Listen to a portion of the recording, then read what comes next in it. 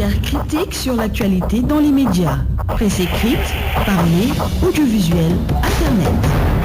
Bonjour et bienvenue. Des larmes de présentateurs ou de journalistes qui inondent les écrans des télévisions, les émotions des reporters de radio qui déroutent les auditeurs. Le journaliste et formateur Ibrahim Bahoum appelle les médias à la retenue. Le journalisme, c'est également ça. Quand on est sur le plateau, en train de diffuser quelque chose, on peut peut-être dans la présentation, dans l'annonce de l'élément, faire en sorte avec des mots, faire partager l'émotion si possible. Mais on n'interrompt pas parce que simplement on est secoué. Et puis je pense qu'ils étaient 4 sur le plateau, tous secoués pendant un moment, si bien que je pense que le réalisateur a dû effectivement interrompre pour passer quelque chose d'autre de la bande-annonce, juste le temps qu'on revienne.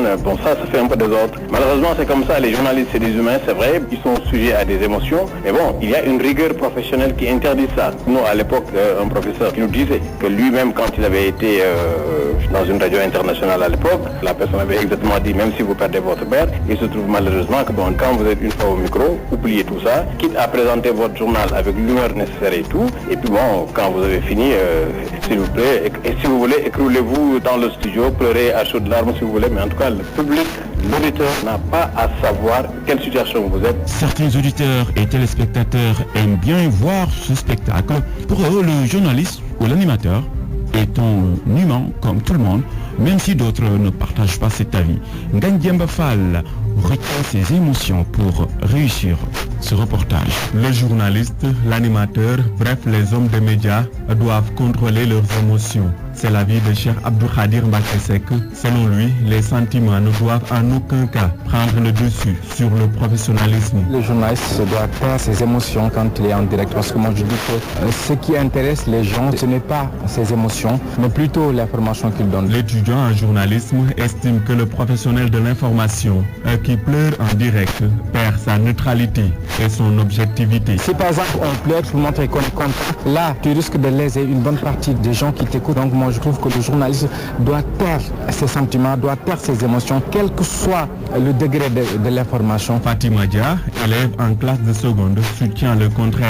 Elle affirme que le journaliste est avant tout un être humain. Je pense qu'un journaliste, c'est une personne normale qui a des sentiments, qui ressent, et des fois il exprime ses sentiments s'il pleure en direct. Donc je suppose juste c'est parce qu'il est atteint par ses émotions. Dans l'histoire de la télévision, de grands hommes ont pleuré en relatant des informations. Aujourd'hui, beaucoup d'entre eux sont cités en exemple en matière de professionnalisme. Lexique du jour, le conducteur, une pièce essentielle dans la réalisation qui peut toujours aider le présentateur, les animateurs et le journaliste à faire correctement leur travail. Le conducteur, c'est que quand vous devez faire une émission, vous savez par exemple que votre magazine ou en tout cas ce que vous avez à faire commence à un temps T et se termine à un autre temps. Entre ces 2 minutes de la première à la dernière, il y a différents éléments que vous voulez faire intervenir, que vous voulez diffuser, etc.